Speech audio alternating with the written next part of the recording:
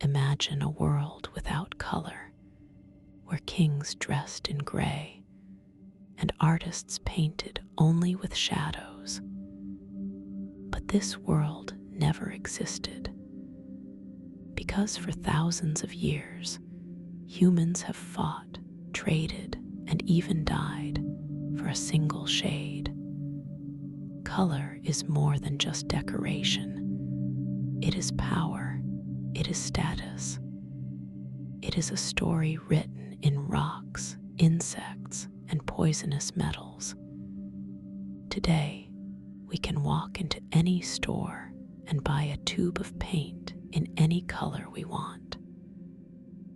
But for most of human history, this was unthinkable. Some colors were worth more than gold.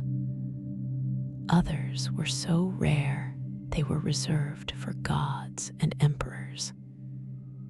In this video, we will travel through time to uncover the true history of color, from the first reds painted in caves to the synthetic blues that changed the world. This is the story of how we learned to see, and how what we see shaped who we are. Let us begin with the first color, not a color we chose, but the one that chose us. Red. Over 40,000 years ago, early humans in caves across Europe and Indonesia crushed red ochre, a type of iron-rich clay. They used it to paint animals, hands, and symbols on stone walls. But red was not just for art. It was used in burial rituals. Bodies were covered in red powder before being laid to rest. Why red? Because it was the color of blood, and blood meant life. To early humans, applying red was a way to give life back to the dead, or to ask the spirits for protection. This deep connection between red and life lasted for millennia. Later, in ancient Rome, generals would paint their bodies red during celebrations of victory. In China, red became the color of luck and happiness. And in the Catholic Church, Cardinals wear red to symbolize the blood of saints. The color red began in a cave, but it followed us all the way to the highest seats of power. If red was the color of life, then blue was the color of distance. The sky, the sea, the unknown. For centuries, blue was strangely absent from ancient art. The Greeks described the sea as wine dark.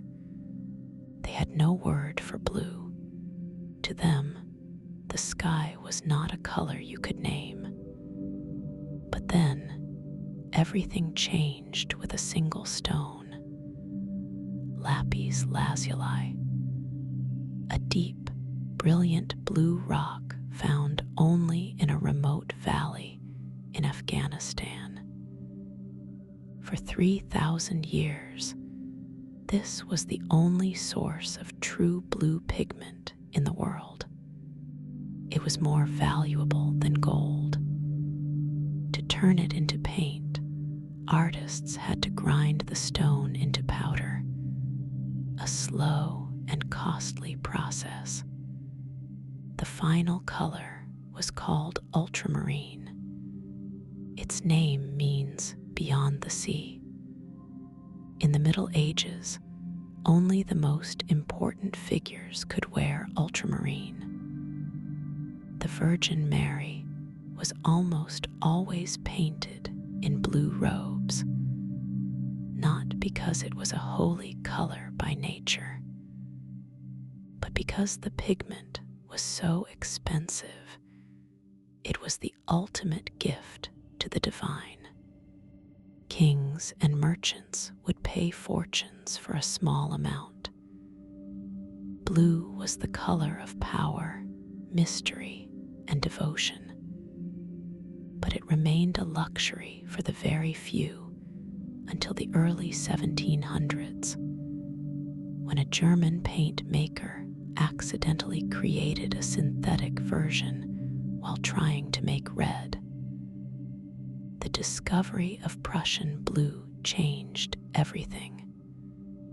Suddenly, blue was for everyone. While blue was rare and precious, purple was almost mythical. The color of emperors. The story of purple begins in the ancient Phoenician city of Tyre, in modern-day Lebanon. There, a small sea snail called the murex was collected by the thousands. Each snail produced just a single drop of a strange fluid. When exposed to sunlight, that fluid turned into a deep, rich purple. It took 12,000 snails to produce just 1 gram of dye. The smell was so foul that the dye factories had to be built outside the city walls. But the color was unforgettable. It became known as Tyrian purple. In ancient Rome, wearing purple was forbidden for anyone except the emperor. To be seen in purple was to claim the throne.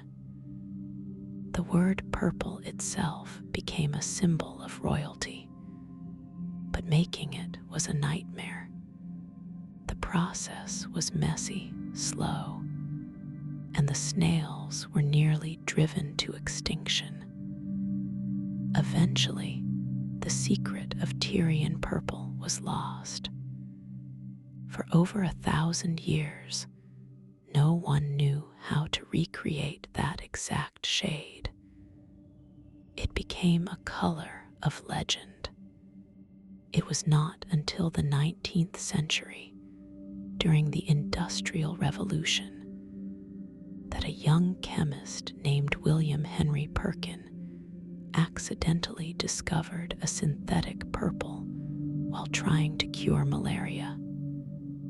His discovery, called movine, was the first synthetic dye.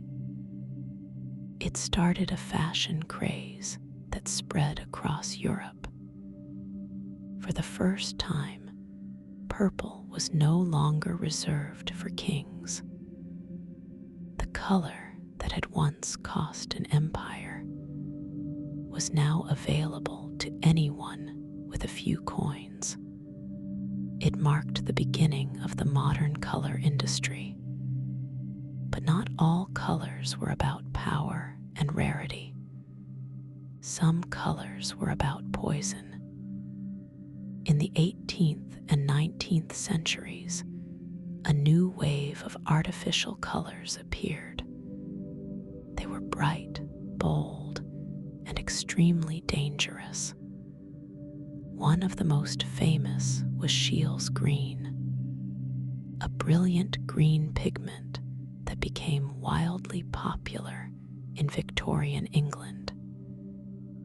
It was used to paint walls, dye dresses, and even color children's toys.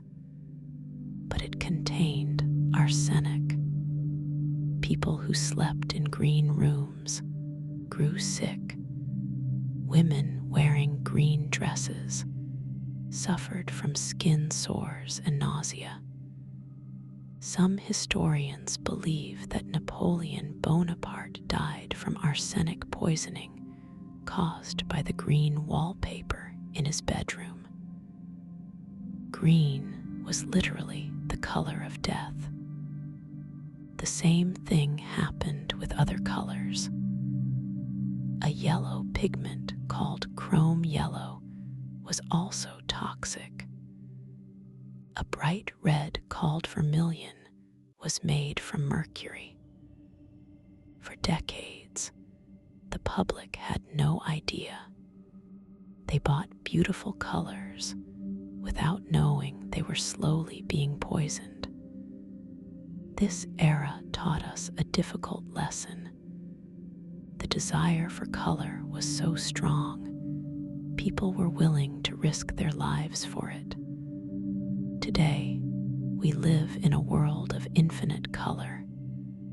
We have pigments that glow in the dark, colors that change with temperature, and digital screens that can display millions of shades instantly.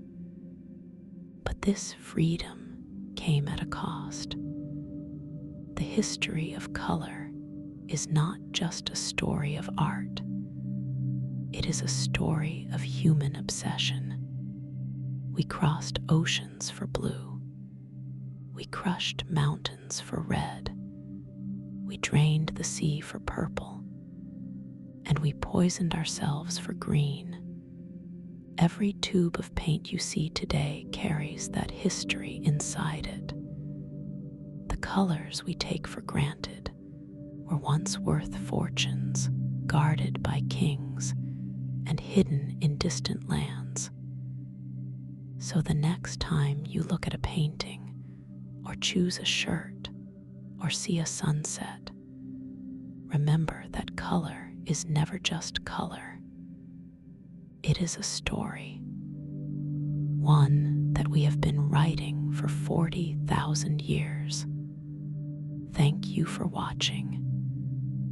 If you enjoyed this journey through the history of color, please like and subscribe. It helps us continue telling stories like this. What color do you want us to explore next? Let us know in the comments. And remember, the world is not just black and white. It never was. See you in the next video.